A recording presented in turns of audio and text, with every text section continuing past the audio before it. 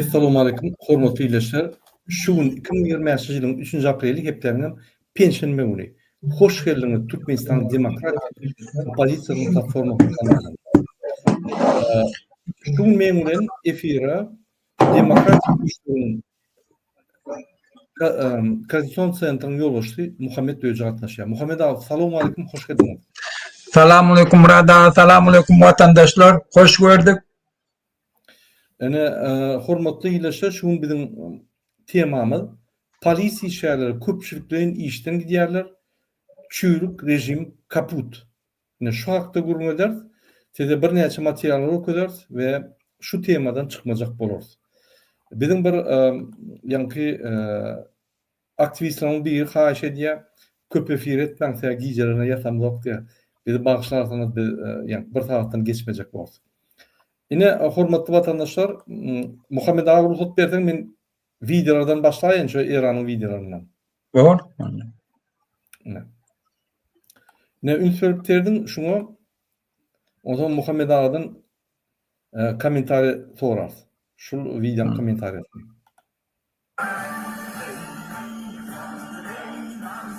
Vatandaşlar, şu videolar biz hazır görkezdik, şulim İran'ın içindeki bolup duran vakalı. İran'da şu an Novruz bayramı belli. Novruz bayramında 13 günler halk boş, yani idareler dağıtılı tatil.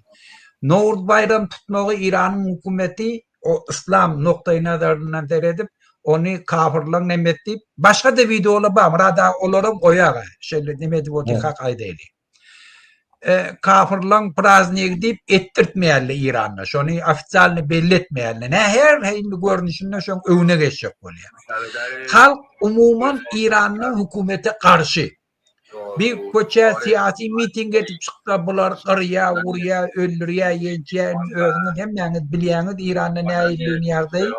O elinden gelenini şolan karşısında bu işlerim hayırlarını azat ediyor. Yani halk hiç vakit şu protesti giyip taklamaya.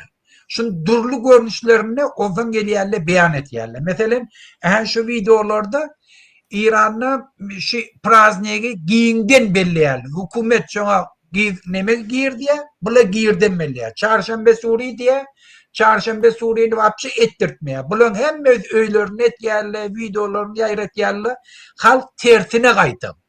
Durlu görünüşünde öz protestler. Mesela Hayyami hem Mehmet'in Orta Asya'da belli şair şu mazarını var yani. Şu videoda vardır. İran'ın hükümeti şunu halana. Bunlar kovacak kol yani onu da bolana. Ondan sonra Ferdusin. O da İran'ın belli şairi. Şu mazarını var yani. Hadır Badır işte. Bir nemen ki. Ferdusin ki. Ondan sonra Taht-ı Cemşid'de var yani. İran şahlarının nemesi kadimi yadigarlık. Hükümet şu eltmece kol per neme etiye yönü onu da hadır görürsünüz. Onlarca adam şunu organizavat et yerle şu tak var yani. Ya mesela sizde bederde gidip dans et yerle kellerinden yağlığını ayırıp edip dans et yerle. Yani bir başka bir görünüşünde halk öz protestini hükümete görkediyor. Nerede açılığını görkediyor. Şol için bizim siyasi aktivistlerimiz, bizim aktivistlerimiz eğer yurtta ütköşlük girecek olsa, hükümetin yüreğine korkuyun salacak olsalar, hükümeti kanunçılığa boyun ettirecek olsalar, hükümeti halkın erkenmetliğinin önüne geçecek olsalar, şunu yanaklatları etmeyen biz onurmalı. Her neyin şunu yanak hareket köp olsa, hükümet eyyem ondan netice çıkarıyor. Kendi bulan karşısında nemedi oturmalılar, bırak koşuşuyor. Biraz kanunluğa neme feretiye, halkın yaldayına feretiye. Şol için bula da bir hillik görünüşünde görüş. Şu görüş neyce bat alıverdi, o zaman bir siyasi zatlar var. Ve de şu tadı ahleke halk yığınanan yerine ondan beter öne çıkacak olayan adamları da mümkünçülük töretiyor. Her şu tadı bağdı. Mesela Şah'ın taraftarları şu tadı bir lozing var ya hemmesi. Şah bize buyruk var, Şah'ın oğluna diyelim de. Bir tayin, halk tayin diyelim. Lozing'de. Ben de ayçak olayanım haçanım halk bir yana yığınanta O zaman şu taada näme etden edip bolýar. Eger halk taýin bolsa, halk narda bolsa, eger halk narda bolmasa onu istem edip bolmaýar. Ýöne halkyň nardalygyny bilsen, hökümetiň etýärligi näde dogry bolsa, hökümet ýurt dolandyryp bilmeýän bolsa, o zaman halkyň ýygnayan ýani ýeri ol bir köz bolup duranda onu özü tutaşdırıp bolýar. Şol üçin bizim aktivistlerimiz şuna taýin bolmaly. Hemme halkyň ýygnan ýani ýerini hökümete bir bomba ýanak, ýadyrny bomba ýanak dady öwürmeli. Goý hökümet gorksun. Hökümet gorksa o zaman halkyn fiýleýär. Şol üçin biz şu zatlary etmäni olmaly. Jygyllyk bazarda, stadion futbolist oýnanlar, şäherlerde şulan geçirýän ýygnaklaryny, oy nemede Rumeniýada biz görkezdik näçe. Halkın özü, prezidentin özü çağırýar halky men çykyş etjek diýip mitingde. Şu taýda halk ýygnanan ýerine nardaçylyk şoňem şu prezidentin öz geçiren çäreti özüni ýok etýär. Şol üçin şu zatlary biz öwrenmeli, şu zatlara biz taýin bolmaly. Men şunu aýtjak boldum burada. Dogry. Häzir men bir näçe videolar ýene öküdüm, otaň şu hatda gurma ders.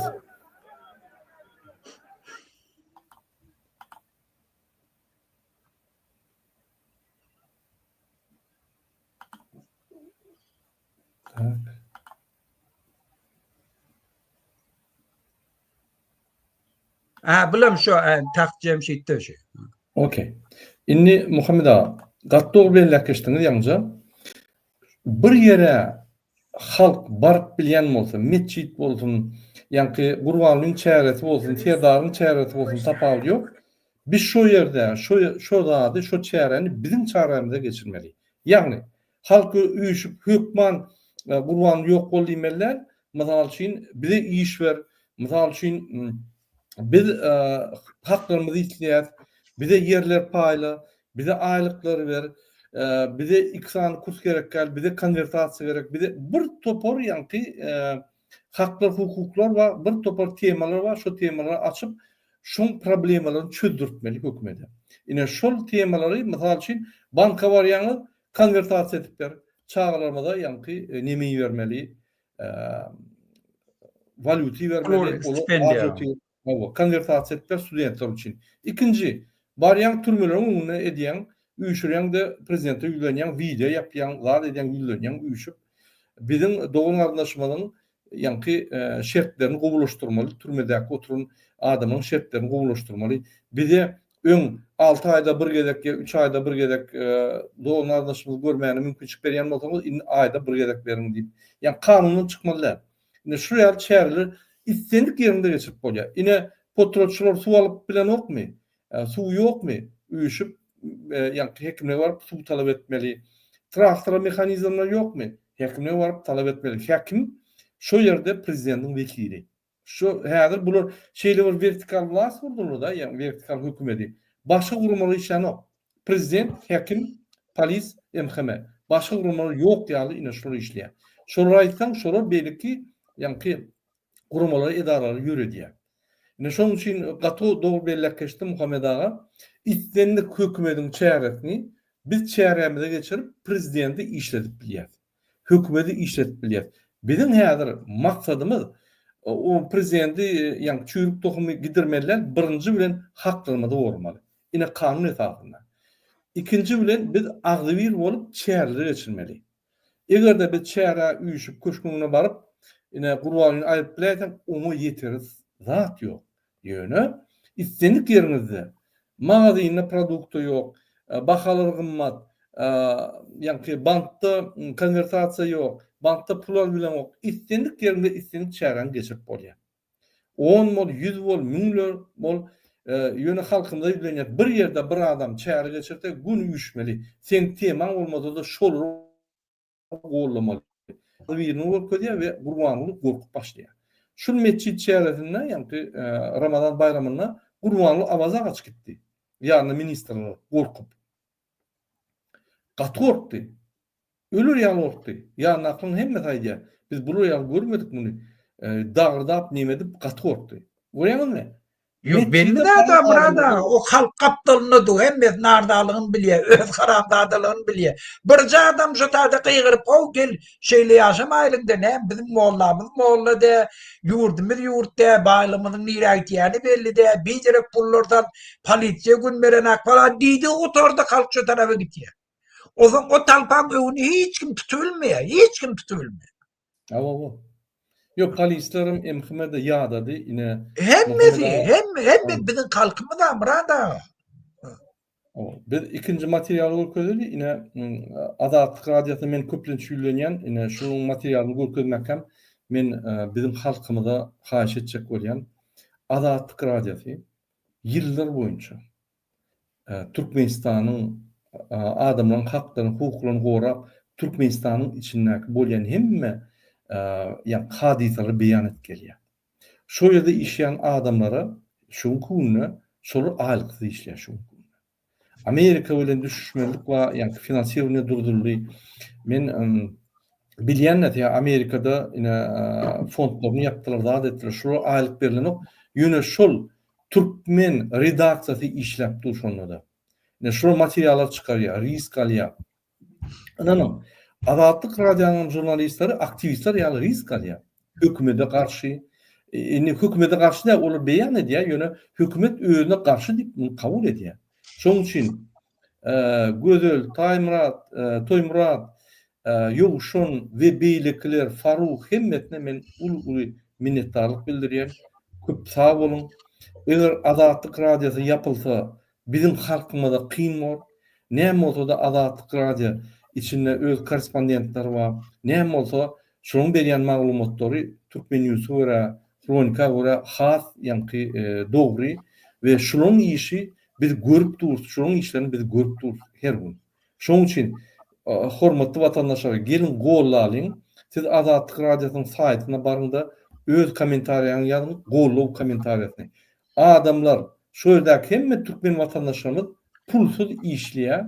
Ýa olar kwartiralarını tölemeli. Aýlyk alyp ýanky çağlaryna eşik almaly, öňe eşik almaly, ýanky çykdyjary we şoňa seyretmeýän şolar muhty işläp ýörler. Şoň üçin biz minnetdarlyk bildireli. Komentar bilen podдержка berin, ýanky azyjyk şolary gollaly. Şu kynçylyk ýagdaýda Ýewropada işlemesen kyn. Bular diňe jurnalist bolan soň diňe şunu edilýär. Ine ýanky muhty ýagdaýda işläp durur häzir we şoň üçin taňlar ýalkasyny bildireli. Burada men şuta bir dat belleje. Men Adaletlik radiosynyň ýapylmagyny gollamak, olam ýöne geçen hepde Amerikan Suudi karar çıkardı yapmalı aylıklarından bermeli. Aylıkları ayrı berilýändir. Bidiňe Türkmen bölümde bütün bir näçe 72 dilde olan beredaçalar var. Hemmesini wastana etdiler. O zaman Ýewroparlamentem şulara degişli nemetdiler.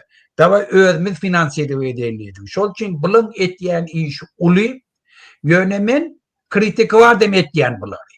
Sebebi Türkmen bölümü yürek bilen işlana. Eger şunda yürek bilen işleseler, eger halkın söýseler, şu habarları näçe etdi. Köp habarlar berip bilýär Türkmenistanyň içinden. Şol üçin men bilen öz halkyn söýüp, öz borcuny bir kemsiz ýerine ýetirmegini talap etýär. Ýöne ýapjak bolsalar men gollaýan, toňuna çelin. İçine şu ortaya tarafı dağıtlı, pasteyan agentur ettiler, öz jurnalistlerin tallılar. Şol için Adaletlik radyosu saplanmalı, arastalanmalı. Men şoňam tarapdary. Ýöne gollaýanam, buna aýdyn. Hökmen Adaletlik radyosu işlemeli, gerek bolsa finansiýa kömek etmeli, hemme etmeli. Şunlukça pulun tek gelen o aýlykly işleýär. Ha gelen onu bilemem. Ýöne karar çıktı. Karar çıktı. Ol karar ýa prosedura geçinçe adarda geçinçe täzeden teljerip kim yapmaly, kim açmaly bir topar reforma gidip dur içinde ýöne Türkmen azat ýa Türkmen redaksiýasynyň adamlar bir alt sanjak adam. Mysal üçin Gırgyzlaryň halk gör, Gırgyzyň redaksiýasy 30-dan 50 ýetýär. Kırgızstan bir küçük döwlet. Ýöne Türkmenistanyň 6 bolan şol hemme görýän materialyňyzy YouTube'da, TikTok'da, Yankı Telegram'da ya başka Facebook değil bar nimelerde 6 adam ediyor şunu. 6 adam içinden maglumat alıyor, tayarlıyor, video süjet ediyor, tekstli süjetler ediyor da şu 6 tane redaktörü işliyor, giyece bunu işliyor. Ne şunun için ben bütün demokratik opozisiyanın adından minnettarlık bildiriyen, gayret edin, halkımızı gollan, şunun aylıklı işletenlerden bir gün tölerler. Biz yine hükümet suratda Azatlık Radyosu'nun saytına girip podдержка beremeli. Tebebi şular yok ol kiste, ya şular işin taşlak kiste, ya şular yankı dursolar bize kıyınmor. Bize neçe köp jurnalistler, neçe köp Azatlık Radyo ýaly nime bolsa şunça biz projektleri Türkmenistan'ı nime edip korrupsiýaları ýol, yani hakları, kanunları yürüdü bilýär. Şoň üçin olar öňüm uly işler edýärler. Muhammed Ağa'nın pozisiyası beýle men oňdan ırza bolamok, men pozisiýam başga. Men şoň edýän işlerini görýän, okatdyň, berýän maglumatlary, käwagt näde o maglumatyny berýärler, olam dogry bilen berýär. Näde durmat bizi alýarlar, olar alýarlar. Ýöne esasy Türkmen kontentyna patok informasiýany Türkmen yani içinden gelen informasiýanyň 80%'ni şular edýär. Şunu her qırar çekilse bir sebep bilen şu 80% informasiýa ýok. Hakykat informasiýa. Şoň üçin ýyllar boýu işläp gelýär, bir topar adamlar işläp tutuldy, türmäge basyldy, ýa-ni jebir çekdi. Şoň üçin hemme şöyle işlen adamlara men öz minnetdarlygymy bildirýän, köp sag bolsun diýen, şunkuny aýlykly işlenlere de köp sag bolsun diýen gaýrat edin. Durumda kansa biz badyr, biz sizi gollar. Gollap bildiğimizçe bizde de finansiýerler yok, bizde de hiç kim pul bermek, öz pulumuzy goýup işleýär. Bizde may bolsa biz hökman kömek ederiz. Ýöne Azatlyk Radiosu azat bolan soň hiç kimden pul almaz. Minimum biz şolary ýa-ni öz sözlerimiz bilen gollamaly. Kyn görmän, bizi görýänler şu efirden soň gidip Azatlyk Radiosyna öz kommentariýaryny, golluk kommentariýaryny ýazyn. Kim tanýan bolsa, tanamayan bolsa, şoň hemme türkmen garşanlar.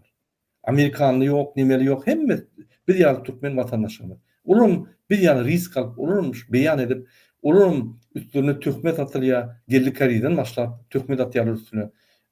Olum elbetde iyi işleri köp edýärler, ýalňyşlar ammadyr, elbetde ýöne şonu da şonuň edýän işi Türkmen opozisiýasy üçin, adalatly üçin, demokrat üçin ummaly iş edýär.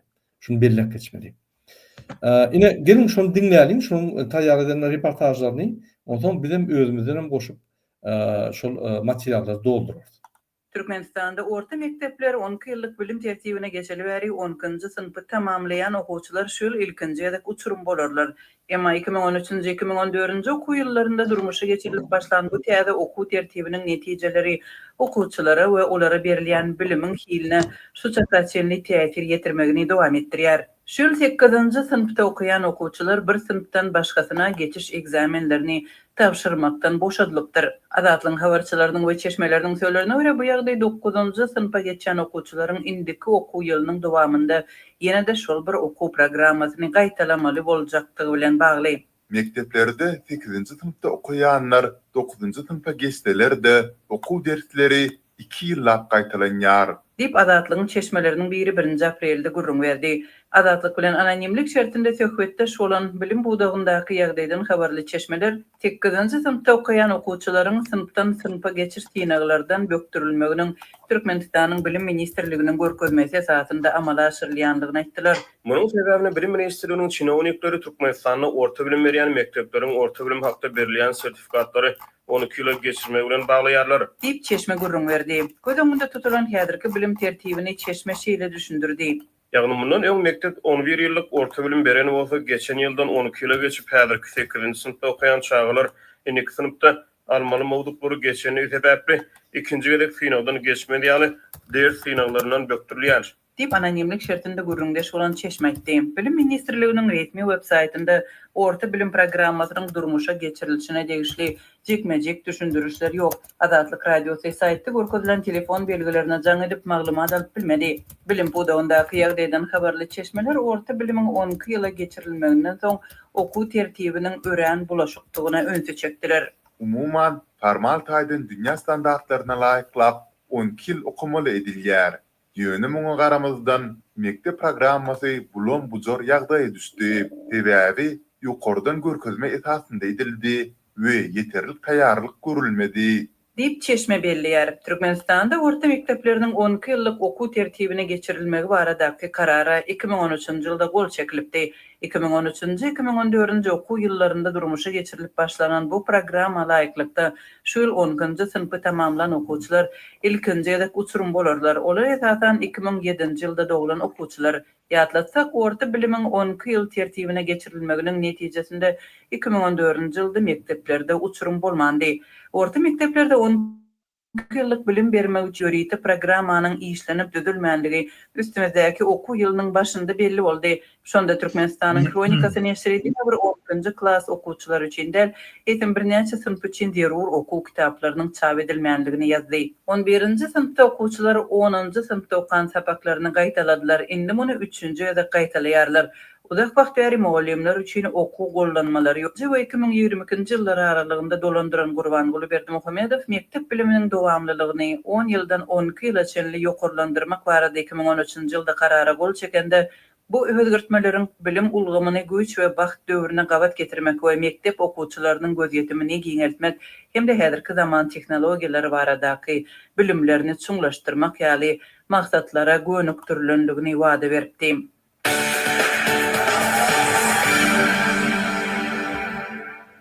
Şu günler Türkmenistana howajylyk ekinlerine ýygy işleriniň gyzgynlygyny dowam edýän döwrüne produkda karhanalarda yaramaz iş şertleri, zähmet haklarynyň pes bolmagy bilen bagly ýagdaýlar sebäpli işçileriň köpçülikleýin öz islegleri boýunça işden çykmagy bilen bagly wakalar köpelýär. Türkmen Oba Hyzmat Döwlet Birleşiginiň Mara vilayat şahamçasyna işden çykan mehanizatorlaryň ençemesi özleriniň daşary ýurt döwletlerine has oňat iş mümkinçiliklerini tapyp bilýän şäherleri köpçüliklerin işten çykyp başladylar. Olaryň ençemesi öňünden duýdurmazdan iş gözleginde daşary ýurtlara çykyp gidýärler. Bir injiner Adatlyk radiosynyň habarçysy bilen gurrundaşlyk aýtdy. Şu günler Türkmenistanda mövsümleýin obagyjylyk işleri alınıp barýar. Gowçy meýdanlary ekşe taýýarlanýar. Boğday eklen meýdanlar mineral dökünler bilen imitlendirilýär. Ötüş suwlary tutulýar. Şeýle-de ýer almak we bakça we beýlik azatlyk ekinleri ýygy işleri dowam edýär. Hususan gowçy meýdanlaryna ekşe taýýarlyk işleri mehanizatorlaryň zähmetini, tehnika işini talap edýär. Mara Oba Hyzmat Önümçilik Birleşiginiň Adatlyk radiosynyň habarçysy bilen gurrundaşlyk bolan işgärler şu wagtda çenli özleriniň ençeme kärdeşiniň öňünden duýduruş bermezden Russiýa ýa-da beýleki daşary ýurt döwletlerine iş gözlegine gidenliklerini aýýarlar. Käý ýerleri telefonlaryny öçürüp barjak ýurtlaryna barandan soňra messengerlerden hat iýerip işlerini terk edendiklerini aýdýarlar. Diýip maraly injiner aýdýar. Ol şeýle ýagdaýda karhananyň käbir kynçylyklar bilen ýüzbeýiz bolýanlygyny, öňünden taýýarlyksyz täze işgäriň gözlegine çykmagyny hemde olary ýetişdirmegin wagt talap edýändigini aýdýarlar. Iň bolmanda öňünden duýdursalar, biz täze işgär tapardyk. Häzir paraňyzam gerek däl, puluňyzam gerek däl. İşletiniz bolýar, diýsem adam tapamyzok. İşgär tapılan halatynda hem öň tehnika dolandyryp görmedik. Ýa-ni bir harby gullugy tamamlan oglanlar ise gelýär. Olara tehnika dolandyrmagy doly öwredýänçä 4-5 aý gerek bolýar. Diýip tehnikalara hyzmat ediş edarasynyň bir hünärmeni aýdýar. Bu döwlet birleşigi Türkmenistana obagyjylyk işini tehnik hyzmatlar bilen üpsün etmek öz üstüne alýar. Adatlyk radiosynyň habarçysy soňky köpçüliklerin iş terk etme torkunyny Türkmen Oba Hyzmat karhanasynyň işini terk edip daşary ýurtlara çykmagy başaran bir näçe maraly mehanizator bilen gurrundaş bolmagy başardy. Bizim Türkmenistanda bir ýylda alýan aýlygymyzy bu ýurtda bir aýda berýärler. Diýip maraly mehanizator aýdýar. Türkmenistanda köplenç iş eklenç gözlegine ýaly daşary ýurt döwletlerine çykýarlar. Biz daşary ýurt döwletine çykyp özümizi gerekli adam hükmünde duýup başladyk. Öňler gul ýaly işleýän ekenik. Diýip mehanizator aýdýar. O Türkmenistana özleriniň 2000 manat çemesi zähmet hakyn alanyklaryny bu pulun maşgaly eklemäge ýetmänligini gurrun berýär. 2000 manat pul meniň özüme de ýetenok, üstüne maşgaly eklemeli. Işin gapdalanym girdiji gazanyp bolmaýar. Öňler hususat hojalyklaryň ekrançylyk meýdanlaryny sürüp tekilep 5-10 manat gapdaldan girdiji gazanardyk. Soňky wagtlarda ýoly başçylar şol 5 manatyň 1 manatyny bize berip gananlaryny özleri alyp başladylar. Diýip mehanizator aýdýar. Ol özlerine döwlet tarapyndan analan tehnikalar bilen esasy işin gapdalynan husus hojuluklarda işläp näçe girdizi gadamsalar şonuň adynan 80 göterimli ýol başlary geçirmeli bolanlyklaryny bu ýagdaýyň bolsa özlerine goşmaça girdizi gadamaga mümkinçilik bermänligini gurrun berýär. Türkmenistan 2000 manat valyutanyň Garabagdardaky alys-salys bahasyna tas $100 resmi kurs boýunça takminan $570 barabar bolýar. Türkmen Oba Hyzmat Döwlet Birleşigi 2024-nji ýylda Türkmenistanyň oba hojuluk ministrliginden bölünip aýryldy. Türkmenistan'ın bu produktu işlep yurtdan çıkmağa başaran marly mekanizatorlar zähmet takdirlen bir hatarda iş şertlerinin hem yaramaz bolanyny aýdýarlar. Meselem bir ekrançylyk meýdanynda 2 sagat nasyp ýören bolsaň, duýdansyz gelip başga etraplardaky ýokary wezipeli emeldarlaryň ekrançylyk ýerlerinde işlemegi talap edýärler. Şeýle ýagdaýda biz käbag solu etraplara gidip 15-20 günläp öz teknikalarymyzda bolmaly bolýar. Bu bizim lapymyzy keçedýär. Üstüne bu zatlar üçin goşmaça hak tölenmeýär. Diýip marly mekanizator aýdýar. Ol da şary ýurt döwletine bir meňde işleri ýerine ýetirip has köp zähmet hakyny alýanyny we has oňa şertlerde işleýänini aýdýar. Daşary ýurtda bizim alýan aýlygymyzdan daşary teknikalarymyz hem ýangyç ähtiýat saýlary bilen üçinedilýär. Türkmenistandaky ýaly almadyk dadyňa aldym diýip gol goýdurmaýarlar. Diýip mekanizator öňkü işini döwlet tarapyndan üçinedilen ferişdelere salglanýar. Ol mar Oba Hyzmat Önümçilik Birleşigine işlän döwletlerine özleriniň her bir tehnik üçin Muhammed ağa, şunda duraýyl galan biz özümiz aýdaýar. Bolny şöyle. Şimdi senin şu materiallar şeyle diýär-de, şu mekanizatorlar işlerini taşlap, köpçüliklerini işlerini taşlap gittiler. Neme ýanky Orsiýede, Türkiýe gidip şo ýerden ýanky mesajy berip, arda ýazyp, şo ýerden işden çykdylar. Bu ýanky o hojulukda işleýän adamlara, ýanky o hyzmatynda işleýän adamlar şok sebäbi işleriň bady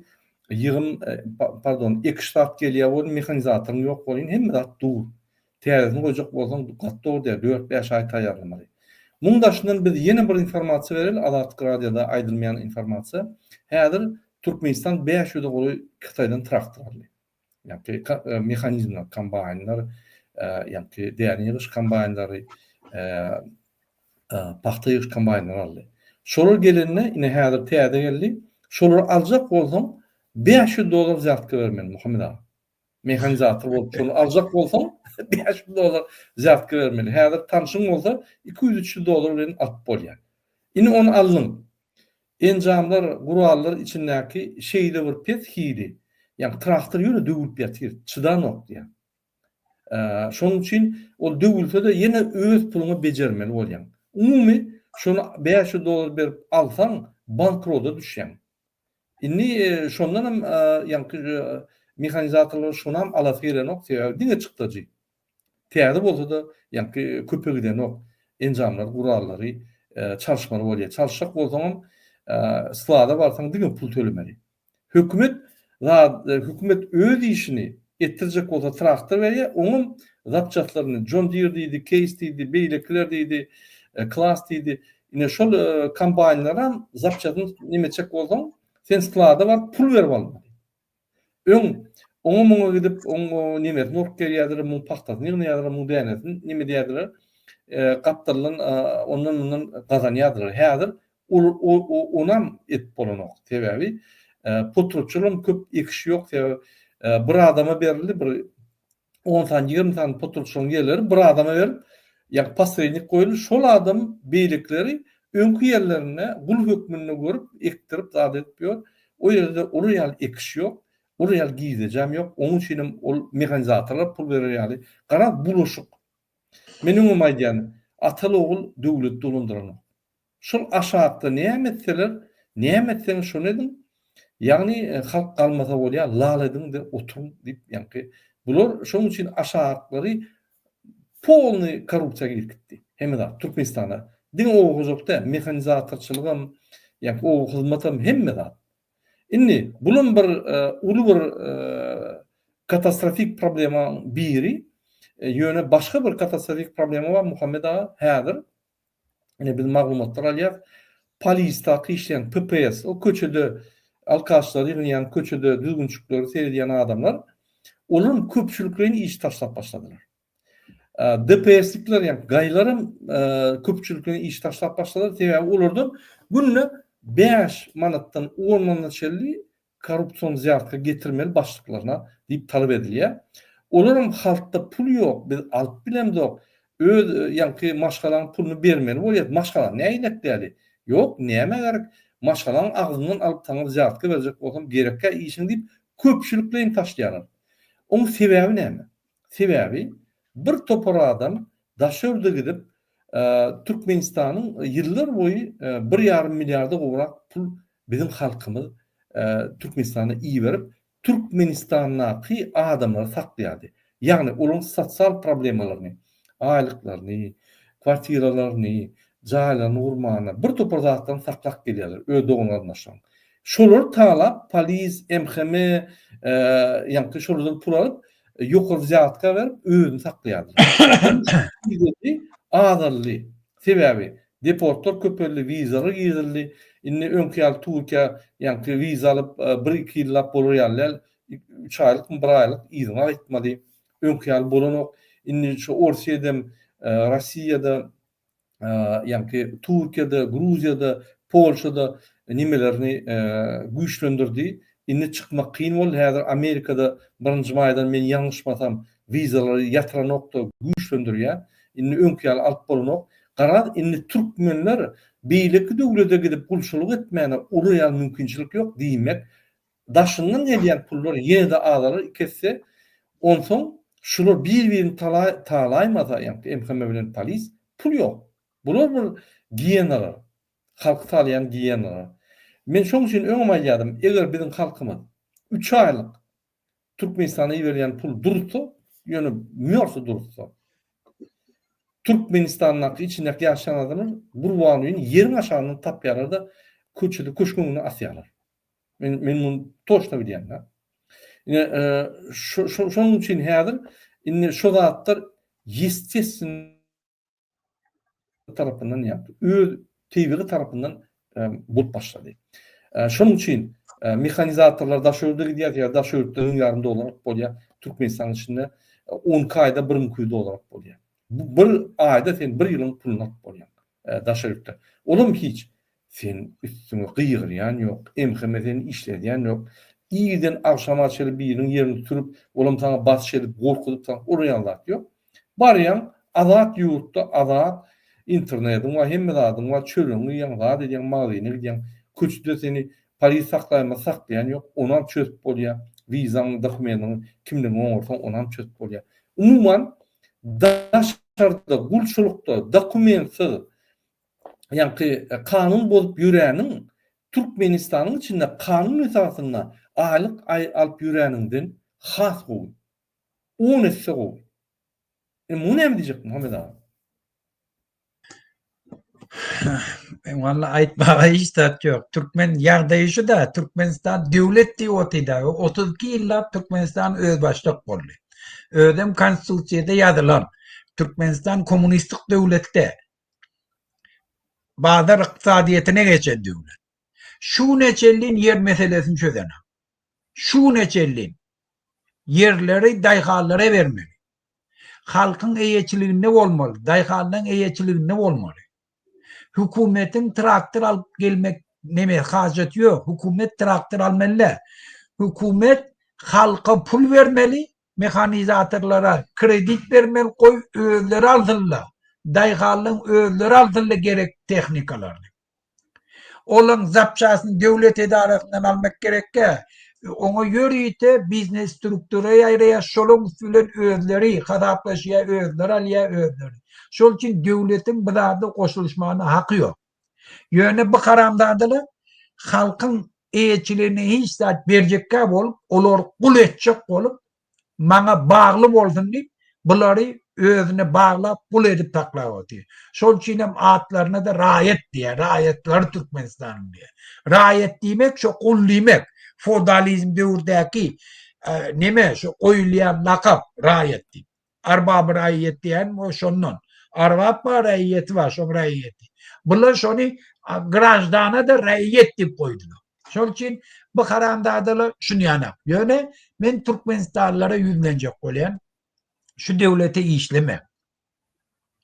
İşlemen, işten çıkın. Näçe işten çıksanız şu hükümetin yıkılmağını kömek edersiniz. Yurdun düzelmegine kömek edersiniz. Mümkün 1 ay, 3 ay, 4 ay, 5 ay, 1 ay kösenirsiniz. Göne amıklık biz şu meseleleri çözüyor. Dayhallı yerine yetip bolýar, mehanizatörlü öz traktörlerinin yetip bolýar. Halk öz yurdunda işlep bilýär. Polisiýalar adamlar kösät, bir kanun yol bilen pul kazanmaly bolmaýar döwlet hökmen. Her bir döwlet geläsin.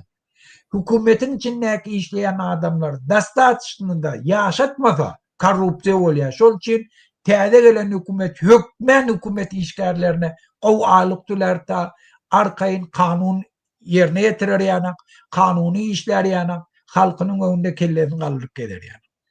Şuna şu zatlara yetmäni hemme şert döreye. Şol için işten gidin. Bir minut şu hükümete işleme. Şu adam şu proses başlarını polisiyede işten gidiyordu, dayhallıda gidiyordu, mehanizatörle, muallimle de işlemenle. Gözde şu neçellin Türkmenistan'ın şeyle milyarlarca neftin gazdan gelen pulu var. Kitap meselesini çözülmendir okuyucular. Okuyucuların kitap meselesini çözmendir. Gözüne getirin vatandaş. Kitapları yoktu. Bizim gelecekki çağlamın bir derek gidip vaktini yitiriyor eline kitap yok.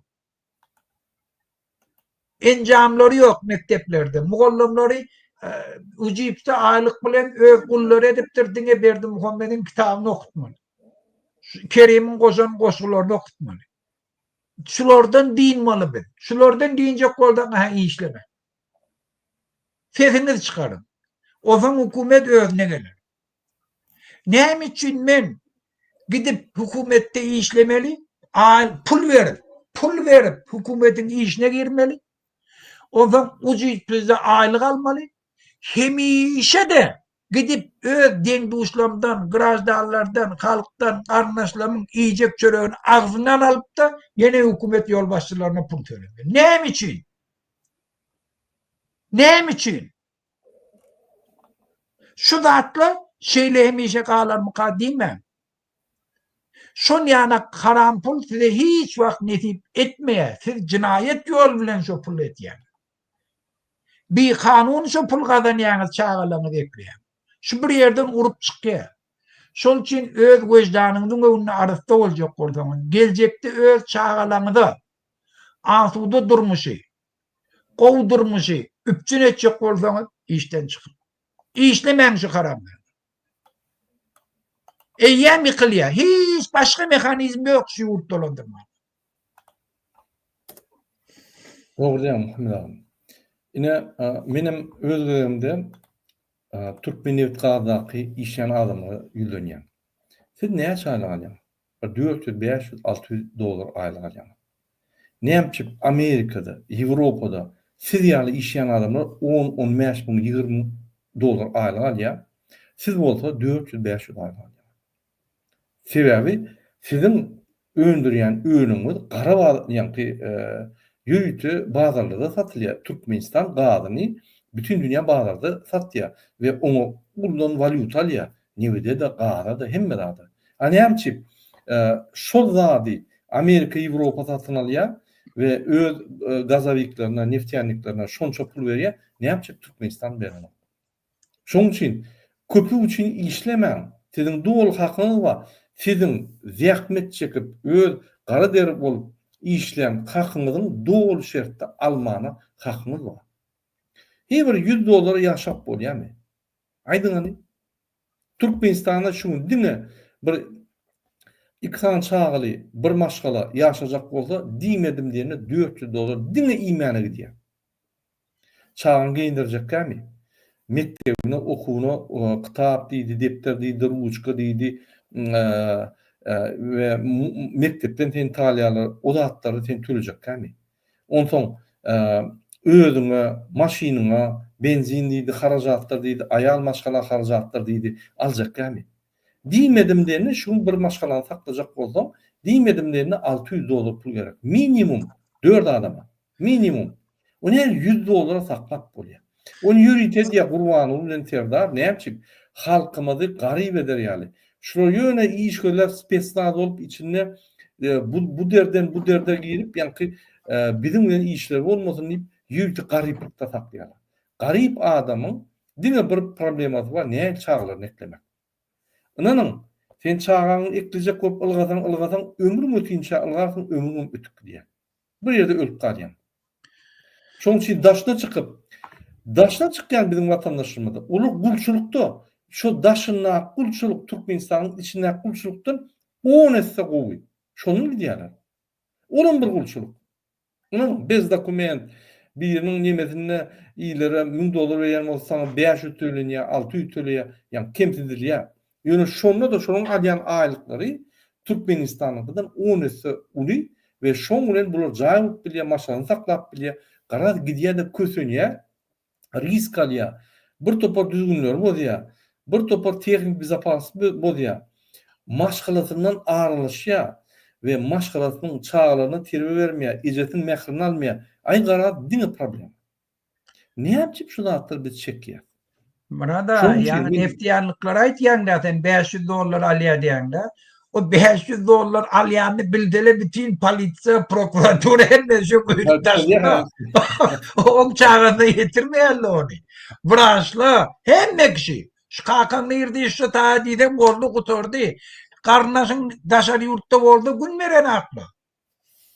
Gün meren sen osun şu zatlar görüp nätir şu ýurtda ýa. Biznesmenle diýe aňyrda gün meren akly alma hemme şu günne bir dakikada 10 tane möjegi başyň diýe gelýärler. O şu ýurtda näle ýaşap bolandyň? Satylýan TikTok'da satylýan partiýalar görýäňmi? Şu biznesmenler, çinovnikler satýar. Çinovnikler hem çydanok. TV ulun 3-4 tane boýunçalar var, ol var, bu var. Pul gelen okýar. Ine Götürmeden çok bolýarlar bu türden pul Awo. vermiyorlar. awa Balkan ine men size görýän DPS-den, PPS-den aýdan zady. Ýene şu türme barıp işe girmesek, şo ýerden ýa-ni so adamyň soňky puluny alaýmadyk, başga ýerde özümiz eklep bilemdi. Bular öz nimelerini açdyr. Ahir hakykat aýtdylar. Bular aýlyga ýaşaýan näle ekeni? Bular ýa-ni halky talap şoňa ýaşaýan ekeni. Indi halky Tamam. talap ýok. Indi bular ýaşap bilen. Men size aýdyn bir zady. Şul hökümet däl. Türkmenistan döwlet däl. Bular näme diýär? Men siziň как будто arkadaňyz bolaýyn, ýöne öz tohumyň arkadagy bolaýyn. Beýlekde men как будто prezident bolaýyn, ýöne puluňyzy gulaýyn. Çinovnikler diýär, men как будто ministr bolaýyn, ýöne maňa pul getirin. Polisler diýär, men как будто ýa-ni prawagyndy organ bolaýyn, ýöne men sizi talaýyn. Adamlaram menim как будто işen bolaýyn, $100 alan kişi bolaýyn, ýöne başga ýerden pul gazanaýyn diýip hemme zat ýalan. Näçe biz darman edilemdi. Al minimal aýlyk 850, 3,5 moçelli bizim mümkinçiliklerimiz var Türkmenistanyň.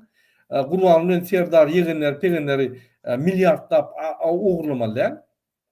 Ýylda 9 milliard oğurlamalar. Ine şu pullar paýlanta, ine aýlyklar ekonomika işlep başlaýar, bir kurs bolýar, onu gizlemek gerekler. Gara bazarda giýjelerine, ýa-ni MHM gelýän puly hökümetiň ofitsial gelýän puly nizakonna alyp gara bazarda özü garadan işlep, özü salgytlaryň naloglaryny tölemän kanun bozup falşiwi ýa-ni öň neme diýerler, ýa-ni falşimanetçikler. Şo reali valyutany gara bazarda gizlin satyp o ýerden hem ýene Merkez Bank edip bunyň öýleri gizlin operasiýalar edip bunyň öýleri konstitusiýany, haklary, ýa-ni düzgünler bolýar, bunu tutup şu giýje MHM pul alyp bazar eltýän bolsa dör tutup şunu tutup et bolýar.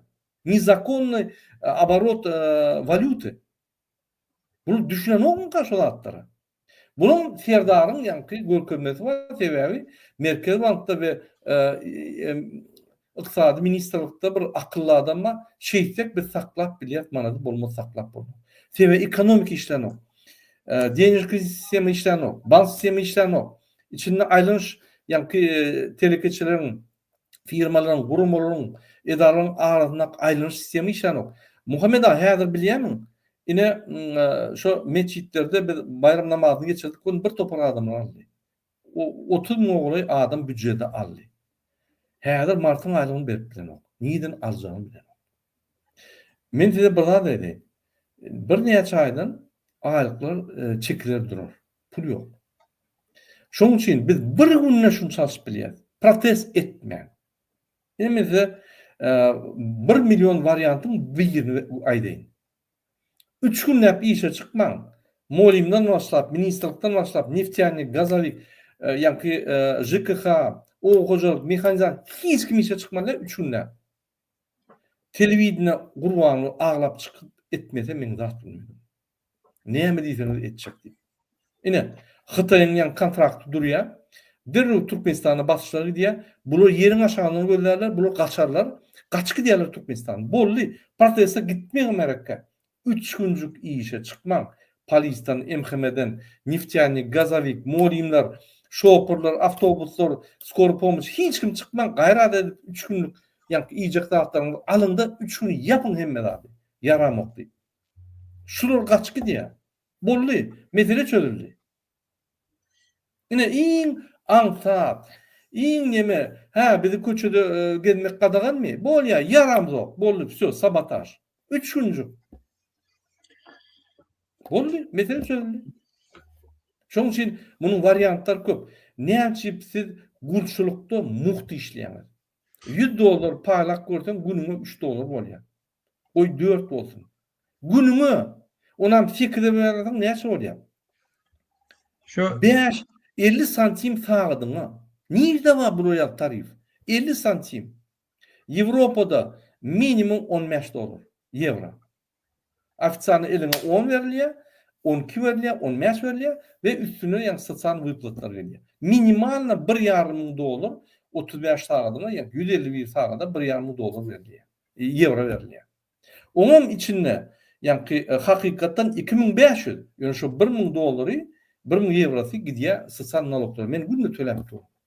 Sosial naloglara gidýär. O diýmek näme? Haçan işini sen taşlasaň ýa bir sebäp bilen işsiz bolsaň, şu 1.000 geçirýän puluň iýdine aýdyp gelýär.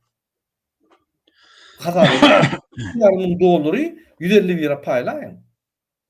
Näçe bolýar? Senin sagadyňa 20-25 euro bolýar. Siz 50 santim alýaňyz, bu gulkünç, gulçuluk bol. Gulçulukda muht. Näçe işleýäňiz? Goý ýa-ki ekrançylyk et. Her adam awtonom öz gününi görüp bolýar. Ekrançylyk et, takçylyk et, holdingde bir zat et, miwetini allar, dışa taýarlyk gör, ýa-ki nimet ununy al, öňünden alyp goý, boldy sen awtonom. Hökümet bar ýok. Bunyň jogapkärçiligi bar. Hytaýyň öňüne, bütün dünýäň öňüne bir topar nimeler çekdiler. Bular ýa-ki borçlar bar, bizim borçlarymyz ýok. Eger döwlet bize ýa-ki döwlet diýip halk diýip görmese bizi, onu öldür tolmasın döwleti. Men size aýdyn, hekimler gapyma aýlanar, aýaňyza ýykyrar, aýaňyza oňşar, gaýra edip işe çykar diýip. Aýdyn, men muhty işlemem. Maňa $300 aýlyk bermesem, olam 45 saat tepdede işleyecek, ondan köp işleyecekler. Meni işleyecekler. Ine öz hakyny goramaň usuly. Boldy. neme Murada häzir Amerikada Elon Musk bar da ol Trump'ın ýerine neme edip häzir işden çykartdy da şonu endi çykýar diýär bir hepdeden gitýär. Halk näme etdi? Tesla maşinleri almany başlady. 30% prodajatı aşağı kaçtı. Görýän halk näil täsir etdi? Türkiýede şu an 200 tane Türk studentleri zabastok etdiler, halka çağırış etdiler. Harid etmeň. Mağazalardan harid etmeň, hukumeti gollýar. Erdoğan därilecek bolýar. Çeli problemi de ýurda döretdi. Şol üçin bu ýanak mehanizmlar hemişe täsir etýär. Pikir etmeň täsirsiz mukabil.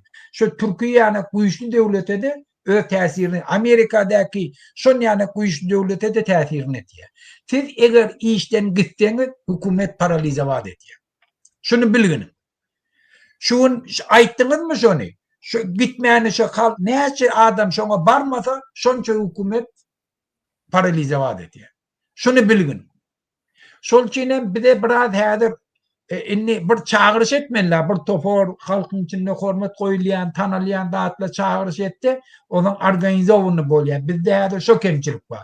Biz ýöne bar, ýöne şu atdan bir aýtýar halk. Barmaň işe, barmaň. köpçülüklerin iş taşlayış etmeli. Ine ün Tamam. Türkmenistan näl iki atalı ol talya. Öndürülen öğünümü satıp pullunu alya. Eğer öğünüm öndürülmese, bunun pulları yok. Şular atalı ol size bağlı, siz olur bağlı. Doğru şunun. Şular 100% size bağlı. Siz şular 1%'dan bağlı.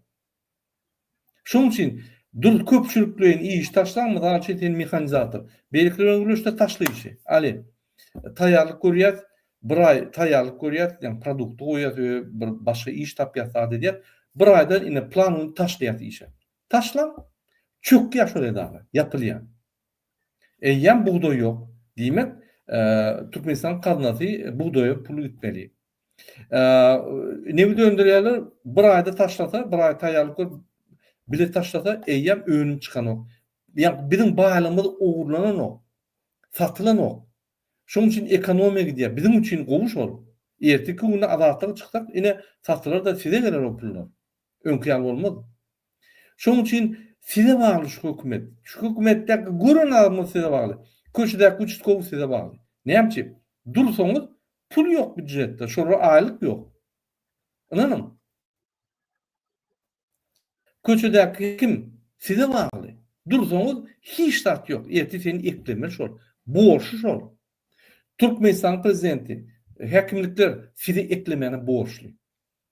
Buğday yok, zat yok. Hem her aylıklar pul yok. Ol Kazakistan'a buğday almana kımmat bakadan mümkünce yok. Şunun için size azar veren adamı saklayacak bolsanız sabotaj edin, stop deyin. Yani dost, yarlarınız bilen, işteki adamlar bilen birden köpçülüklerini iş taşlanın ya PPS'den, DPS'den edişiyali. Polisler ediyor şunu. Hazır. Mekanizatorlar ediyor. Edin. Yine şu yazda bastı. Yok, Kanada'da yan paştolyon etti. 2 ayla bir işlemedi. Paştolyon. Kaç gidiyor şunu? Hemme yerde ediliyor. Evet. Tamam. TV bu bir organizm. Şu organizm bir bölüğü işlemese devlet yıkılıyor. Yani yıkılmıyor. Yoluşur dolandırıp bilmiyor, uğurlap bilmiyor, korrupsiya olmuyor. Duruyor, korrupsiya da duruyor. Anladın? Korrupsiyadan durup biliyor. Hazır mekanizatör tapmak için pula anırda dursun. Muht tayar, muht alman tayar. Polis bölümüne muht alman tayar. Ön bir 5-10 min dolar vermeli olsa, 20 dolar vermeli olsa, 2 min dolar vermeli olsa muht almanı tayar. Adam yok. Vayenler yani yan vayenler otururlar yani. Oğlum ne biliyor? Yine şuraya hükümet kadr meselesini çözülmedi 33 yılda. Üns vermedi. Kadrları yankı üns vermeyen, üstürmeyen, rahat etmeyen kadrlar gitti. Inanın devlet ediyen kadrlar. Человеческий ресурс diyene. Любой bir devleti ön akıt bilecek человеческий resurs. Şolar yok olsa devlet üstmüyor. Yine Kurbanı Berdimuhamedov ve Serdar şunu üns vermeli. Sen природный resursun da yani TV varlıklarında человеческий resurs yani adam resursu şolardan yukarı. Şu adamlar şunu ediyor hemme zatları. Yine şunun için biz size ayar. Sabotaj, durmak, iş taşlayış, köpçülükleyin. Edin şunu. Misal için tayarlık görün bir aydan ayar köpçülükleyin iş taşlayış. Onunla. İnanın Türkmenistan'ın borçları var. Gününe elektronik vermeli, gaz vermeli, nevit zat kontraktların pullarını alıp şolu yüklemeli. Durur hemme de. Bunu yerler. Kaç gidiyorlar şular. Sizin hatamınızda yaşapıyorlar. Sizi talap yaşapıyorlar. Sizi gulçulukta saklap 50 sent sağlığına töleyeler. Afrika'da da yok şu 50 sent sağlığına. Demedim diyenine Afrika'da hazır 5 dolar aylık veriyorlar. Sağlığına. Oraya da diyor 50 sent. Bay devletті adamlar gulçuluktan pes saklıyorlar. Muhtu işlemen. Başka bir zat tapında qırağa açın. Kim hükümete yallaklap hizmet etse, men size aydan yallaklara mitik diye. Şöyle de pul vermiyor, halk pul vermiyor. Muzikantlarına. Sabotaj ediyorlar. Siz indikator olmalı. Bir yallak bolyan olsa, prezident arkadan deyip aydıma yana toylar çağırma. Acil yaşar muzikant. Sen on çıktı katuli. Bir ay toy etmese acil yaşar.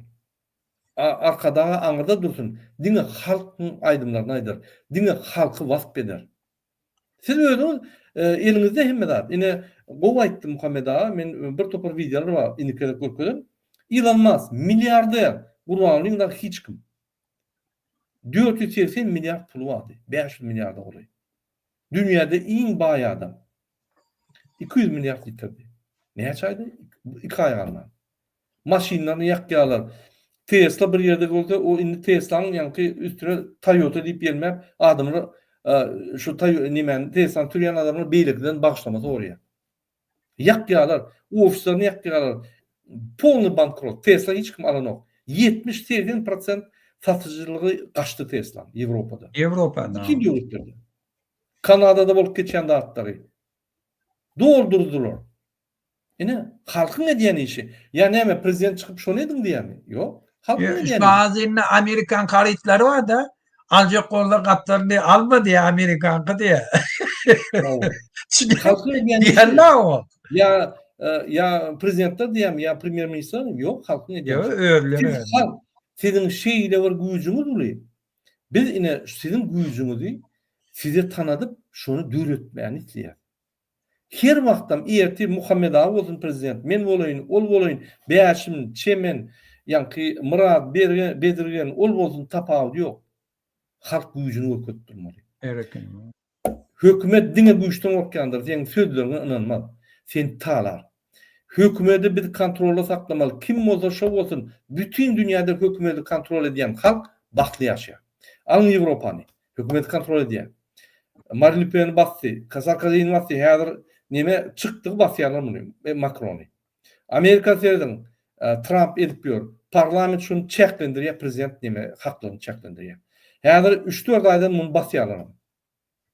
Halk ediyor şunu. Nihal Zabastov kırıyor. Erdoğan seyred. Putin'i, Erdoğan'ı yok et bar ya halk. Gurvanul kimay? Hemme zatını korkup gören. Şuğulçu. Niyazfa hemme kolegalarını şuğulap ya bastırıp koyuyordu.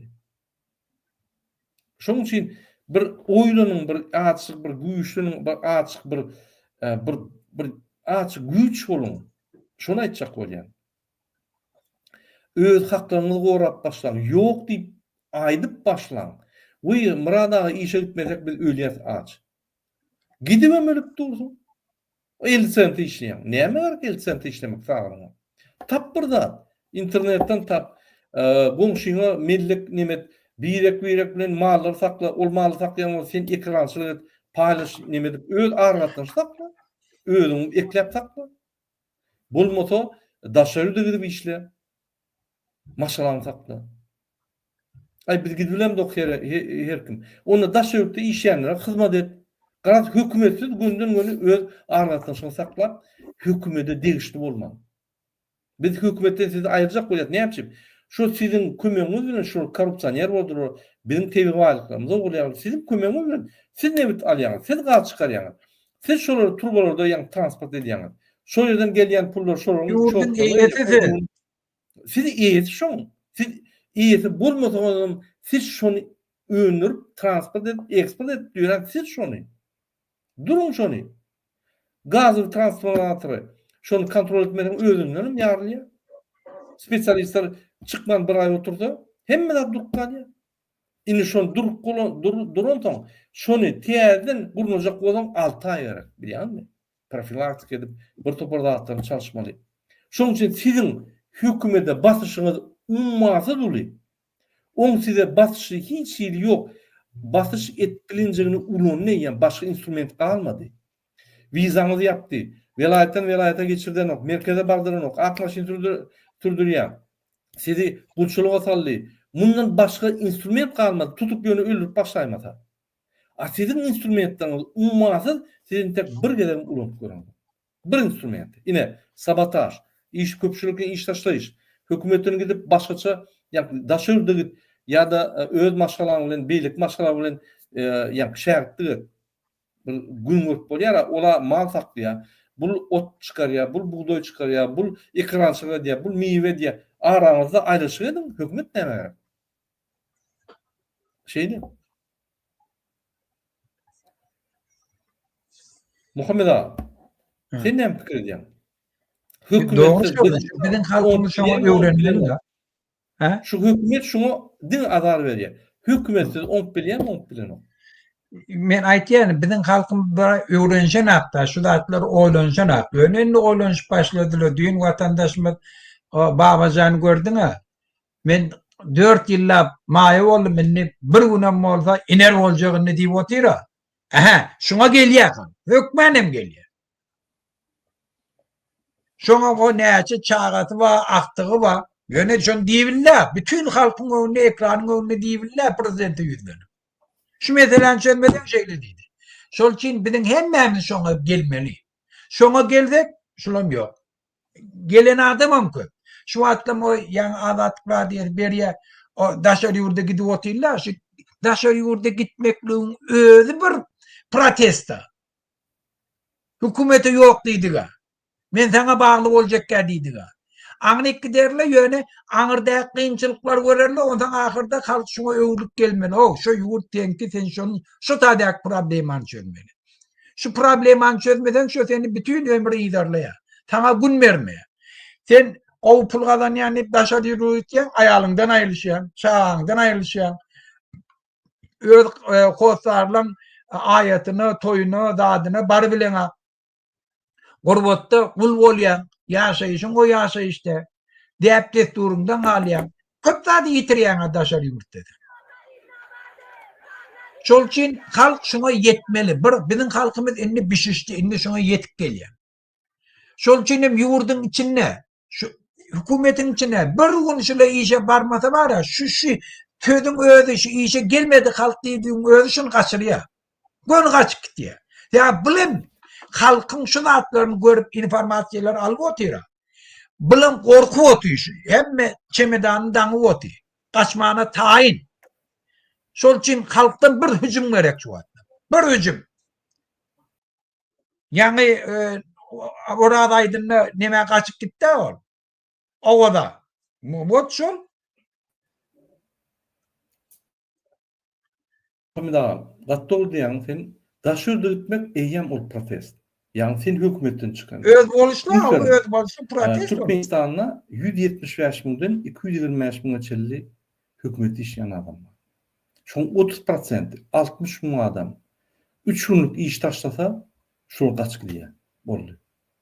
Hemme Amerika 60 miň adam iş taşlasa şol gaçyp gidýär. Ine şoň üçin köpçüliklerini taşlamalı. Bir adam taşlan bolunu. Köpçüliklerini yani ine misal üçin sen JKH'da işleýän. Sen remont edýän. Ya sen şofer şu ýerde. Bilir iş taşlaýanyň Aşgabat ine Aşgabatda kynymysyňyz arkada Aşgabat aýrylmaýar. Tuzak gidýär. Eýen problema. Häkimlikdäki adamlar işe gelmedi, eýen problema. Aşgabat dolundurup bolmaýar, bardak polny. Polisler işe çıkmadymy? Türkmenistan şo ýatýar. Polisler işden çıkmady. Häzir köpçükliğin öýler çıkyp başlady. Mümkin näle bizim aýan aýlamyz çağlar berilmi ýa korrupsiýa ýokary getirilmi. Ýokardan getir. Günüňe diýär 5 manatdan 10 manat şeýle eltmeli. Günüňe.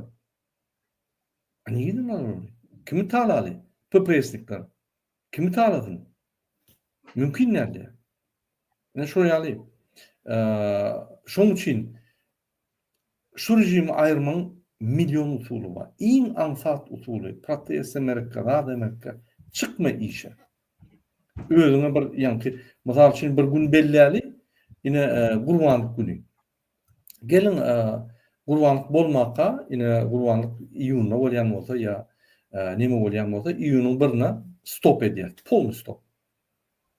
15 gün gaçyp gidýär. Her taýinlanmaly oňa Murad aga, hadi biraz taýinlanmaly. Yo, indi diýärler misal hükümne 15 gün şol gaçyp. 3-4 gün gaçyp gidýär. İşe çıkmada garaşyp otur.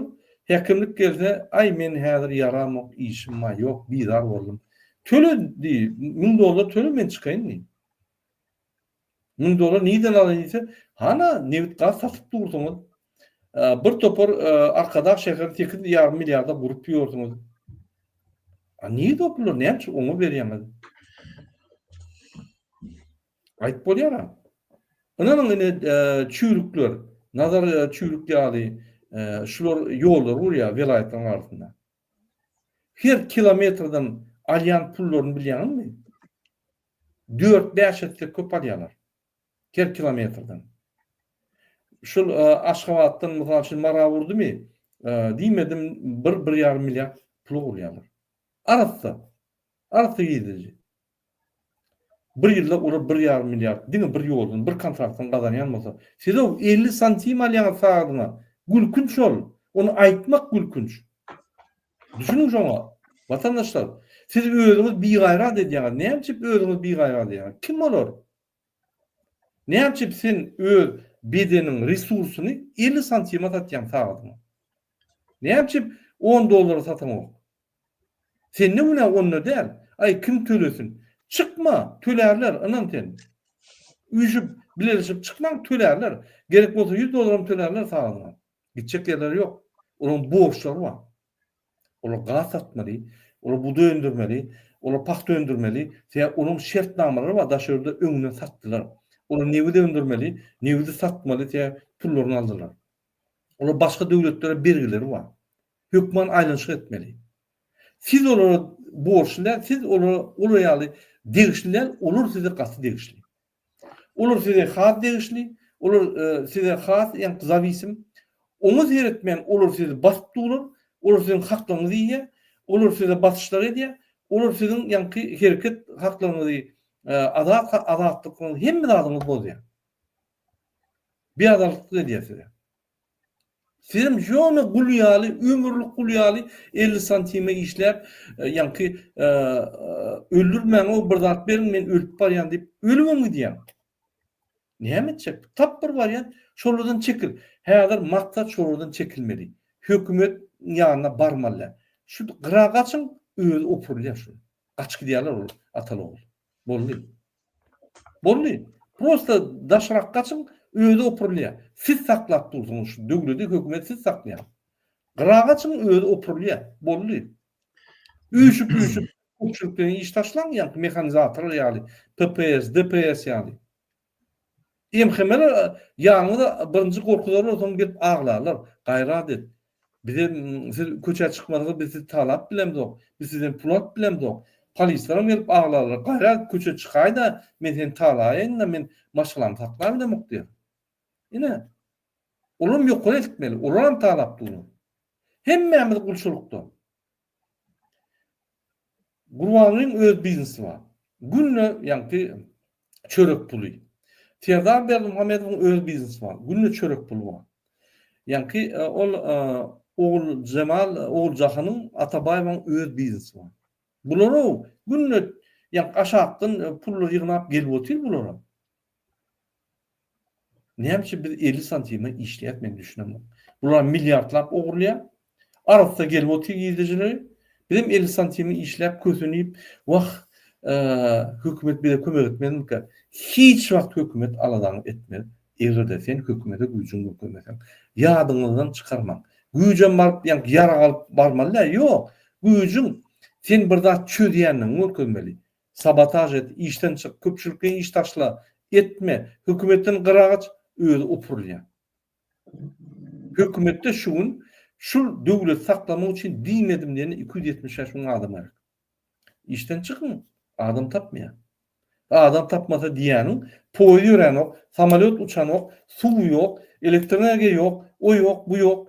Ondan bu zatlar bolmasa döwlet ýörenok, bu zatlar bolmasa daşary ýerde ýa-ni telewiziorlar sat bolanok, bu zatlar bolmasa neft sat bolanok, bu zatlar bolmasa maşin türýän ýok, bu zatlar bolmasa zapravkalarda benzin ýok, bu zatlar bolmasa durýar hemme. Prezident aparatda elektrik energia ýok. Goýanmy? Siz şonu katastrofa edip bilýäňiz. Ýöne gyragaçyň özü opurlýar. Muhammed ağa, başga aýtjak dagy bolmasa efir jemläýäriň. Bolýar. Menem bir Onu näme? O vatandaşlar, biz size sizin güýjüňizi size ýa-ki perimetrini görkezdik. Onun perimetrini ulalyp bolýar, müňlerçe, ýüz müňlerçe. Özüňiz ideýalar diňlerde özüňiz hereket edin. Bizim esasy maksadymyz size hereketler görkezip, siz aktif etmek. Bir de aktif, gece gündüz işleýär, gece gündüz ýa-ni haklanyp bolýar. Size de öwredýär. Siz aktif bolsaňyz, bizim döwlet öser.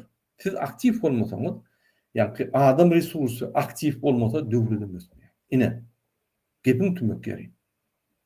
Şul bolsun prezident, başga şul prezidentleram atalogly işletip bolýar. Ýa-ni gaýdyşmaz ýaly. Böktürip bolýar. Siz edetiniz gelen o. Risk aladığınız gelen o. Olam risk ham derler. Siz kiçik şurayacak risk alýaňyz. Olar ömürlük risk alýar. Janyny goýýar. Sizin kiçik riskiniz yani bumerang bolup sonra janyny alýar. Şoň üçin kiçik risk edenin o. Ýöne bir näçe gündün bagtly ýaşap baý bolmagy. Şoň üçin şu zatlar pikir edin. Şunun bilen biz efirimizni tutarýar, sizin birinji bilen size jan tarkalyp edýär we oýlanyň pikirleriniň herekete girin. Başga ýol ýokdur. Bolýar. Hoş sağ olun. Sağ olun vatandaşlar. Sağ ol Murad ağa. Sağ olun.